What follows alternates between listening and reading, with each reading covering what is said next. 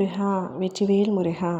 என் அன்பு தங்கமே, உன்னை கண்ணீர் சிந்த வைத்தவர்கள் நிச்சயமாக தண்டனை அனுபவிப்பார்கள் என்று நான் முன்பே கூறினேன் அல்லவா? அவைத்தான் இப்பொழுது நடந்துள்ளது. என்ன நடந்தது? யார் உன்னை கண்ணீர் சிந்த வைத்தவர்கள்? அத்தனையும் உன் அப்பா உன்னிடத்தில் சொல்கின்றேன். பொறுமையாக கேள்.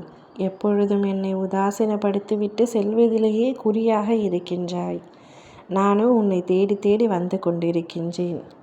தேடி வருவதற்காக அப்பாவை புறக்கணிக்காதே.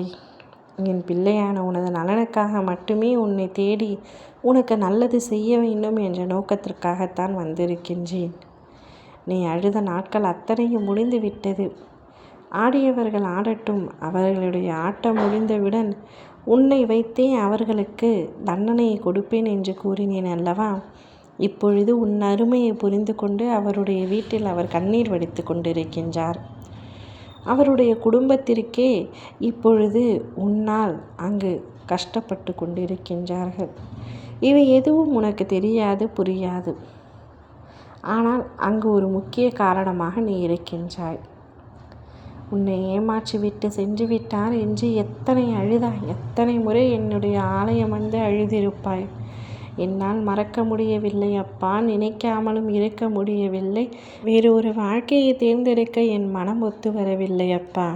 மறந்துவிட வேண்டும் என்று நினைக்கும் பொழுதெல்லாம் அவருடைய நினைவுகள் வந்து என்னை பாடாய்படுத்துகின்றது. எப்படி அவரை மறந்துவிட்டு இன்னொரு வாழ்க்கையை வாழ்வது? என்னால் முடியாத காரியம். இதற்கு நீங்கள் என் உயிரை கூட எடுத்திருக்கலாமே அப்பா, என்னவரை பிரித்து விட்டீர்களே என்று எத்தனை முறை என்னிடத்தில் அழுதிருக்கின்றாய். சுயநலத்திற்காக பிரிந்து சென்றார் அவர். அவருடைய குடும்பத்தை காரணத்தை காட்டி, ஒரு சிலரை காரணம் காட்டி மற்றவர்களுக்காக உன்னை சுயநலமாக தூக்கி எறிந்து சென்று விட்டார். இப்பொழுது உன்னை தூக்கி எறிந்து சென்றதை நினைத்து கண்ணீர் வடித்து கதறி அழுது கொண்டிருக்கின்றார். அதனை பார்த்து அவர்கள் குடும்பமும் அழுது கொண்டிருக்கின்றது. இப்படி அநியாயமாக ஒருவரை நான் ஏமாற்றி விட்டேனே என்ற குற்ற உணர்ச்சியில் அவரது குடும்பமும் தவித்து கொண்டிருக்கின்றது. ஒரு விஷயத்தை வைத்தே அவர்களுக்கு தண்டனையை கொடுப்பேன் நான். அதைத்தான் இப்பொழுது உன் துணையின் குடும்பத்திற்கும் செய்திருக்கின்றேன். ஏமாற்றியதற்கான பலனை அனுபவித்து கொண்டிருக்கின்றார்கள். மீண்டும் உன்னிடத்தில் வந்து பேசக்கூட தைரியம் இல்லாதவர்கள் எப்படி வருவார்கள்? ஏமாற்றி விட்டு சென்றவர்கள் தானே.